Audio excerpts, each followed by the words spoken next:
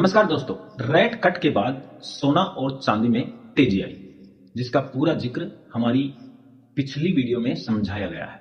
बहुत काम का वीडियो है, लिंक ऊपर आई बटन में है, देख लेना। लेकिन इसी हफ्ते अपने पहले भाषण में जेरोम पावेल ने साफ किया है कि अमेरिका की इकोनॉमी जो है पिछले साल की तुलना में अभी भी कम है, जो अब सिर्फ 1.5 रह गई है।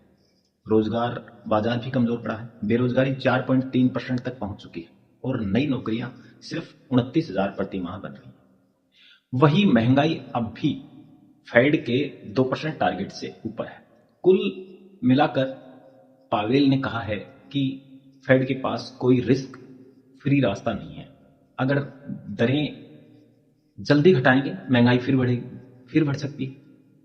अगर देर तक ऊंची रखते हैं तो इकोनॉमी और नौकरी दोनों को झटका लगेगा। इसी बैलेंसिंग एक्ट के बीच फेड ने हाल ही में 0.25% ब्याज दर घटाई और अब रेंज 4% से 4.25 हो गई। जरूरत पड़ी तो फिर से सख्ती करेंगे। इसका मतलब हुआ कि 2025 में रेट कट और होंगी, और रेट कट होंगी तो गोल्ड सिल्वर को सपोर्ट मिलेगा। अब असर बाजार पर हमने देखा भी। रेट कट के बाद सोना कॉमेक्स पर $37.91 और एमसीएक्स पर 1,14,179 रुपए तक पहुंच चुका है। चांदी भी ऊपर गई है। लेकिन पावेल के भाषण के बाद हमने देखा कि 2 दिन से थोड़ी गिरावट आई है। यानी साफ है कि गोल्ड सिल्वर का ट्रेड अब सिर्फ एक तरफा नहीं रहेगा, बल्कि आने वाले डेटा पर निर्भर करेगा या आने वाली फेड की खबरों पर निर्भर रहेगा। ऐसे में ज्वेलर्स और निवेशकों के लिए सबसे बड़ा खतरा है पैनिक सेलिंग। पैनिक सेलिंग का मतलब है डर या लालच में बिना सोचे समझे तेजी में बेचना। जैसे एमसीएक्स पर अचानक गिरावट आई और कई लोग डर के मारे तुरंत बेच देते हैं, लेकिन बाद में जब दाम फिर ऊपर जाते हैं तो उनका नुकसान और बढ़ जाता है।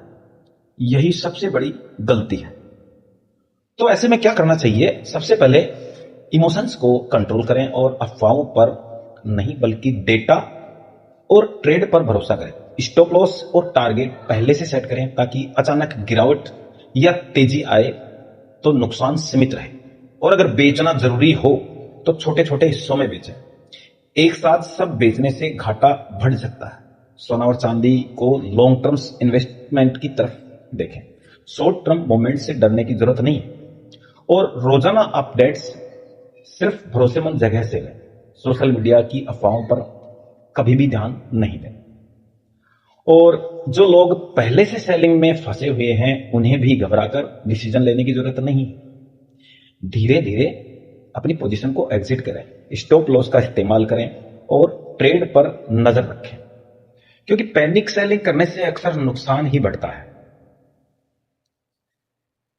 तो याद रखिए, ट्रेड डेटा और पैसेंस यानी धैर्य, यही है असली फॉर्मूला जिससे लॉस कम होगा और प्रॉफिट बढ़ेगा।